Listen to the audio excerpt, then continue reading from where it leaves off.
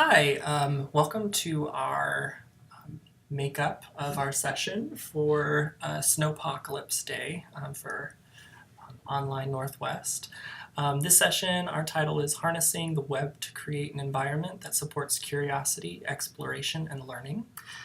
I am Chad Iwertz. I am a graduate teaching assistant and writing program assistant here at Oregon State, working mainly with freshmen and lower level undergraduates teaching. I'm Anne-Marie Deitering. I work with, I'm in the library and I'm the undergraduate services librarian, working mostly but not exclusively with first and second year students and with the GTAs and instructors who teach first year composition. And I'm Gascho Rempel, and I'm also at the OSU libraries, and I'm a science librarian, and I work a lot with graduate students, but because there are not a million of us here, I also work with undergraduates as well throughout first, second, third, and fourth years and beyond. All right.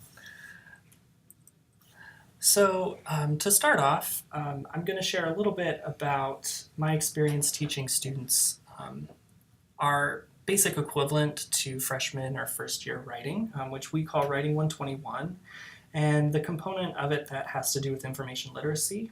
Basically how the course is structured is there's three main units with increasing levels of responsibility for the students in their research.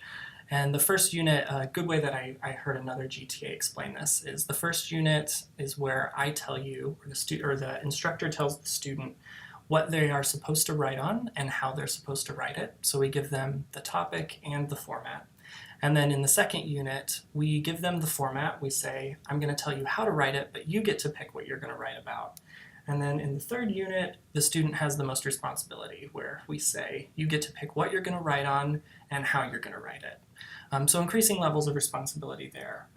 And one thing that we noticed in our sort of like traditional approach to this 3-unit step process was the second unit was especially hard for students when they had to essentially pick a topic on their own.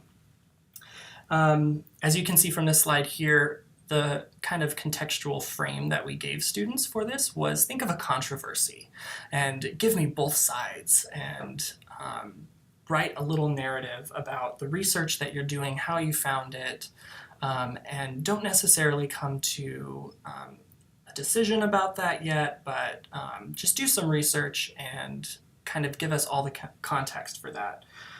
So of course, because we focus this in controversy, a few students really had problems with this, and I think even some instructors too struggled a little bit with this idea, because what eventually happened is we would be getting big topics that are impossible to research in a term, let alone the 3 weeks that we give them to do research on a topic and be able to speak eloquently and intelligently about that topic. And so really what would end up happening is we would get topics like the ones that you see here. And then also more specifically, quite a bit, of course, we would go to the huge political topics. So students would want to write on things that they knew about because of their own often because of their parents' political affiliations. So they wanted to write on things like gay marriage or the legalization of marijuana in Oregon or teaching evolution, abortion, and stem cell research and things like that. So huge topics that can almost in some ways be counterproductive to the types of things that we wanted to do in class with them.